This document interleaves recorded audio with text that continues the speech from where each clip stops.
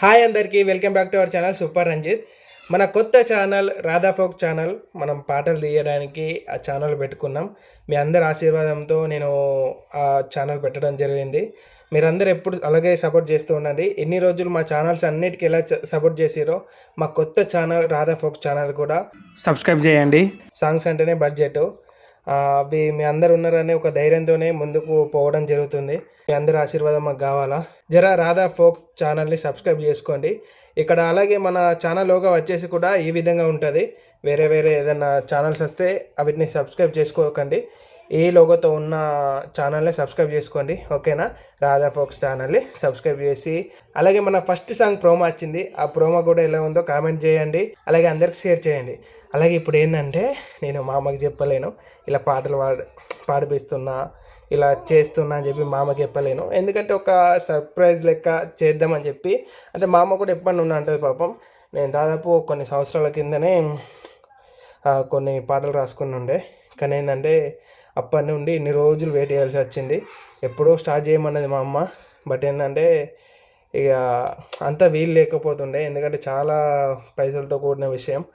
And ఇప్పుడు కూడా అంతే ఉన్నది, కానీ బట్ ఏంటంటే ఒక అడుగు ముందేద్దాం, ఏదైనా ఒక అడుగు ముందేస్తేనే తెలుస్తుంది అని చెప్పి ఒక అడుగు ముందేస్తున్నాం. ఇక మా అమ్మకైతే ఇప్పుడు పోయి సాంగ్ వినిపిస్తా, అమ్మ సాంగ్ ఎట్లుందో విను అని చెప్పి ఫస్ట్ అంట. అమ్మకి తెలియదు మా సాంగ్ అనే విధంగా.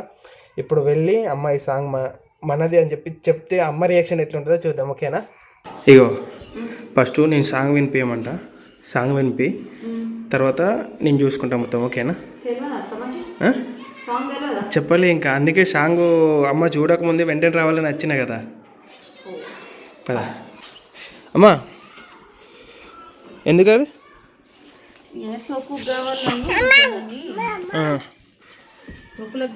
అవసరం ఉంటే వినిపించదు. ఉదయాల వెలిగడ్డ దంచి పెడతాం పాట.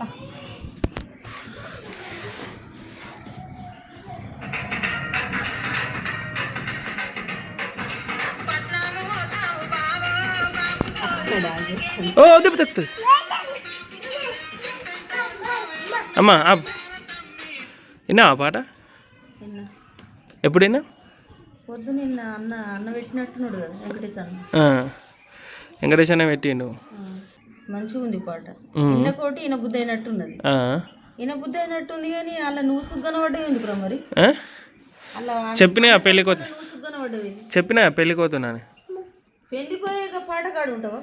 పాట అంటే అంటే పని ఉండే, వెంకటేష్ అన్న రారా ఇక్కడ నేను పాట పాడిపిస్తున్నారా అంటే పోయినా. రామమ్మ పేరుతో పెట్టింది కదా రాధా ఫోక్స్ అని.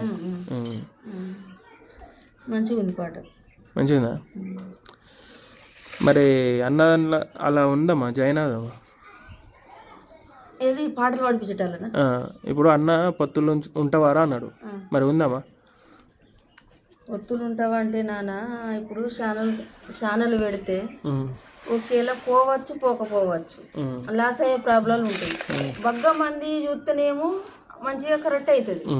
ఒకేలా చూడకపోతే అది మూలకు పడిపోతే మంచిగా ఇడియలు పోకపోతే అంతకే ఆగిపోతే మాత్రం బాగుల పాలు అప్పుల పాలు అవుతాం. నాన్న ఇట్లా బాగులు అప్పులైనాయి అనుకో, నాన్న తట్టుకోలేడు. ఇప్పుడే మొత్తం ఏళ్ళు కష్టపడుతుండు. బాకి మీద బాకి పెట్టినాం అనుకో, ఆయన తట్టుకోలేడు, కోపం చేస్తాడు కాబట్టి ఇప్పుడు మనకు వద్దు పాటలు వద్దు, ఏమద్దు. కొన్ని రోజులు ఆదమ్మా. మరి కొన్ని రోజులు అయినాక వెంకటేశ్వర ఏదైనా చేయాలంటే నాన్న బాకి అప్పు లేకుండా ఇంట్లో పైసలు ఉంటే అవి లాభ అయినా లాస్ అయినా చూసుకోవచ్చు మనం. కాదమ్మా, ఇప్పుడు వెంకటేశ్వర అన్న దాంట్లో కొన్ని రోజుల తర్వాత ఉండమంటే ఉంచుకోనియాడు కదా. ఇక వాళ్ళు ఏడాదికి 6 నెలలకు ఉంటే ఉంచుకుంటారు. ఏదైనా ముందే ఉంటే ఉంచుకుంటారు కానీ మనకు పెట్టేంత లేదు కదా. ఇప్పుడు ఈ ఇల్లు బాకి తీర్పాలంటేనే మనకు కష్టం అవుతుంది.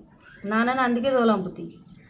మళ్ళీ ఈ పాటలలో ఉంటాని ఇప్పుడు ఆడ 7 లక్షల రూపాయలు 2 లక్షలు 3 లక్షలు బాగా తీసి మళ్ళీ ఈడీలకు పెట్టి అది పాటలకు పెట్టి ఒకేలా అది ఓళ్ళు చూడక అది వెనకబడిపోతే ఆ పైసలన్నీ మునుగుతావు.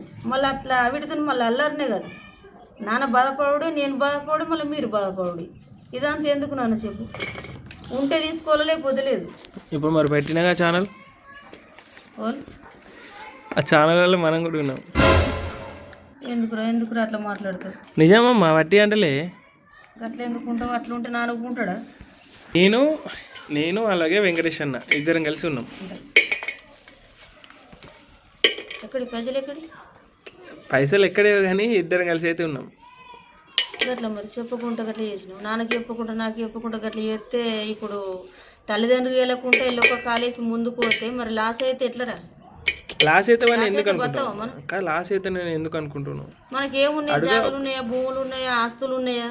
గిన్నేళ్ళు కట్టపడితే ఒక ఇల్లు వచ్చింది, ఇల్లు బాగా తీరడానికి మనకి ఇంత కష్టం అవుతుంది. మళ్ళీ నాకు తెలియకుండా ఛానల్ పెట్టినమ్మా అన్న నేను కలిసి ఛానల్ పెట్టినామంటే మళ్ళీ అలా లాస్ అయితే ఆ ఈడి పాటలు పోకపోతే మళ్ళీ అట్లా లాసే కదా మనం.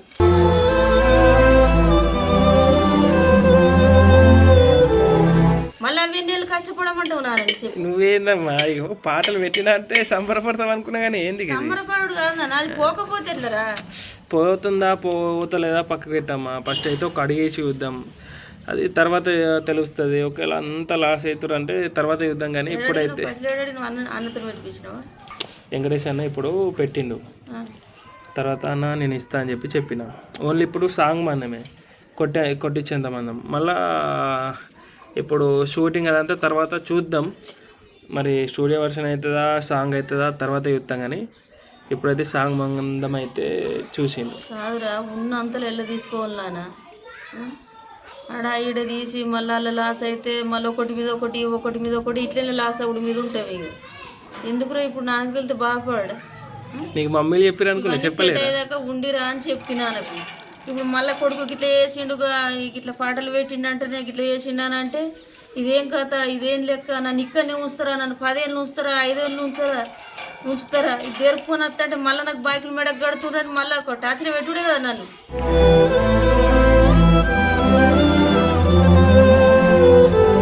మంచిగా ఉంది, అట్టిగా నిడుదల చేస్తారా, ఏమైనా డాన్స్ గిట్లా పెడతారా? అది తర్వాత చూడాలి, మా బడ్జెట్ బట్టి చూడాలా. ఇప్పటికే పాటకే బాగా అవుతాయి. ఇగో ఇంకేమన్నా పోతేనేమో పాట ఎక్క రేంజ్లో పోతేనేమో ఆ డాన్స్ మీద తీసుకోరు, తక్కువ పోయిందనుకో డాన్సులు పెంచులు కత్తిగా మళ్ళీ అట్లా ఖర్చు ఇట్లా ఖర్చు అంటే మనం తట్టుకోలేము. ఉన్నంతలో ఎలా తీసుకోవాలిరా ఏదైనా? నీకే బాకులు ఉంటాయమ్మా, బాకులు లేవని చెప్పి ఇప్పుడు ఏ పని చేయక ఏది ముందడేయకుంటే ఇప్పుడు ఏం చేసినావు నువ్వు? సంవత్సరం కింద ఏం చేసినావు? ఓ 2-3 కథలు రాసుకొని ఇంట్లోకి వచ్చినావు. అమ్మకి కథలు ఎట్లున్నాయి చూడమ్మా, నేను పాటలు రాస్తా పాడిపిస్తా అనుకుంటున్నా అన్నా. అంటే నేనేమన్నా ఇటువంటివి మనకు వద్దు నాన్న, ఒక్కొక్క పాటకు 2-3 లక్షలు అవుతాయి, ఇంత పెద్దగా మనం పోవద్దు, ఉన్నంతలో ఎలా తీసుకోవాలి నాన్న, ఇప్పుడు వద్దురా, ఉన్ననాడు అన్నీ సెట్ అయినాడు, ఉన్ననాడు చూసుకుందాం నాన్న, ఇప్పుడు వద్దురా అని చెప్పిన. ఆగినవు, సంవత్సరం ఆగినవు, మంచిగా ఉంది. మళ్ళీ నాకు తెలియకుండా అన్నతో నేనేమో హైదరాబాద్ పోతున్నామ్మా పని ఉన్నదంటే నేను లగ్గమో పెళ్ళి. మళ్ళీ నువ్వు నీ గురించి నాకు తెలుసు, మళ్ళీ ఆపుతావని తెలుసు. కానీ అందుకే నేను పోయి ఒక్క అడుగు ముందేద్దామని చెప్పి వేసిన. టెన్షన్ పడకు, దేవుని పైన నమ్మకం, ప్రజలపైన నమ్మకం ఉంచుదాం. వాళ్ళకి మంచి సాంగ్స్ అందిస్తే వాళ్ళు ఆదరిస్తారు తప్పకుండా. ఎప్పుడు ఎన్ని రోజులు ఎట్లా ఆదరిస్తారో ఇప్పుడు కూడా అట్నే ఆదరిస్తారు. కానీ చూసిన వాళ్ళు మాత్రం పాట అయితే అల్లరా. నువ్వు నాన్నకి చెప్పలే నేను, ఇంకా నువ్వు నాన్నకి చెప్తావని చెప్పి ఫస్ట్ నీకు చెప్తున్నాను. నాన్నని ఏదో ఒకటి చేసి మెప్పి అంతే. ఇక నాకేం తెలియదు అనుకున్నా, అమ్మ అవే మాటలు అంటదని అవే మాటలు అన్నది. కానీ నాకేందంటే ఒక్క అడుగు ముందుకు అనేది వేయాలి. అడుగు వేస్తేనే మనకు అన్నీ అర్థమవుతాయి, ఏంది సంగతి, ఏం కథ, ఈవేళ పోవచ్చా పోరాదా అని చెప్పి. కానీ మనం ఇంట్లోనే ఉండి కూర్చొని పోదాం వద్దు అనుకుంటా ఉంటే ఎటు కాకుండా అయిపోతామని చెప్పి ఒక్క అడుగు అనేది ముందుకేసిన. అదంతా ఇక అందరి చేతులు ఉంది, అలాగే మేము పెట్టే పాటల చేతులు ఉంది. ఇక మీరు మాకు ఎప్పుడు సపోర్ట్ చేస్తూ ఉండండి. మా భయంని అయితే నిజంగానే కండి, మాకు చాలా భయంగా ఉంది, ఎందుకంటే ఏమవుతుందా అని. ఓకే, బీ స్ట్రాంగ్ ఉంది. ఒక అడుగు అనేది ముందుకేస్తాం. మీరు కూడా మమ్మల్ని ముందుకు నడిపించండి. అలాగే ఇంకెవరైనా రాధా ఫోక్స్ ఛానల్ని సబ్స్క్రైబ్ చేసుకోకపోతే వెళ్ళి సబ్స్క్రైబ్ చేసుకోండి. యూట్యూబ్లో సెర్చ్ చేసి చూస్తే ఈ లోగోతో పాటు ఉన్న ఛానల్ వస్తుంది, ఆ ఛానల్ చూడండి. అలాగే మన ఫస్ట్ సాంగ్ ప్రోమో వస్తుంది, అది కూడా చూసి లైక్ చేసి కామెంట్ చేయండి ఎలా ఉందో. ఓకేనా, బాయ్.